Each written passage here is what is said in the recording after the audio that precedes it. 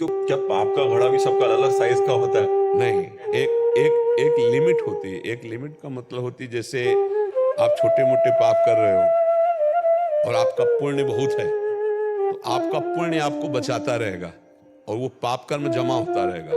तब तक आप खूब फलते-फूलते रहोगे और जिस दिन वो पुण्य कर्म नष्ट हुआ और ये पाप कर्म, वो पूर्व का पाप कर्म, तो ब्लास्ट हो जाएगा, एकदम नष्ट हो, एकदम हर जगह गिरता एकदम नष्ट हो जाएगा। आप बड़ी ऊंचाई से देख लो दृष्टि डाल करके, तो उसमें थोड़ी कि इनका घड़ा 5 लीटर वाला है, उनका 10 लीटर उसमें उसमें सुकृत होते हैं। मान लो पूर्व में उसने पुण्य किया है, अब वो गलत मार्ग में चल दिया तो पुण्य उसका सहयोग करेंगे ना, गलत मार्ग में सहयोग करेंगे। वो गलत करते हुए भी बहुत सुखी और अच्छा दिखाई देगा।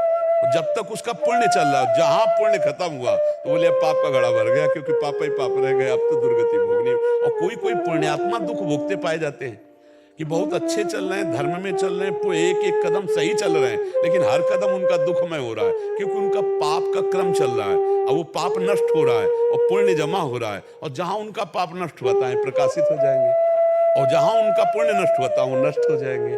पाप कर्म करने वाला जैसे दुर्योधन थे, तो कितना बड़े, पूरा हस्तिनापुर इंद्रप्रस्थ सब अपने कब्जे में कर लिया, पांडवों को 12 वर्ष का वनवास, 1 वर्ष का अज्ञातवास, पर परिणाम क्या हुआ? काट के फेंक दिए गए। सिंहासन पर तो युधिष्ठिर जी बैठे ना, तो हमें परिणाम पर दृष्टि रखनी है। सत्य चलने वाला थोड़ा दुखी हो सकता है, लेकिन परिणाम उसका बहुत अच्छा होगा। पाप कर्म करने वाला थोड़ा सुखी दिखाई दे सकता है, लेकिन परिणाम बहुत बुरा होगा, वो नष्ट भ्रष्ट हो जाएगा। और कई बार जो पुण्य आत्मा होती है उसका जो अंतिम समय होता है ना, वो बहुत ट्रेजिक होता है। मतलब कई हाँ। बार मैंने देखा जैसे बहुत बड़े महात्मा भी है तो उनकी एंडिंग बहुत क्या होता ट्रेजिक हुई। है इसमें, क्या होता है कि जैसे हजारों अनंत जन्म व्यतीत हो गए, अब हमें भगवत प्राप्ति, अंतिम जन्म है हमारा, अब शरीर तो छोड़ना है, तो हो सकता है कीड़े भी पड़ जाए, हो सकता है सड़न भी पैदा हो जाए, क्योंकि अब जाना, अब जाते जाते सब हिसाब किताब बराबर, अब जाके भगवान।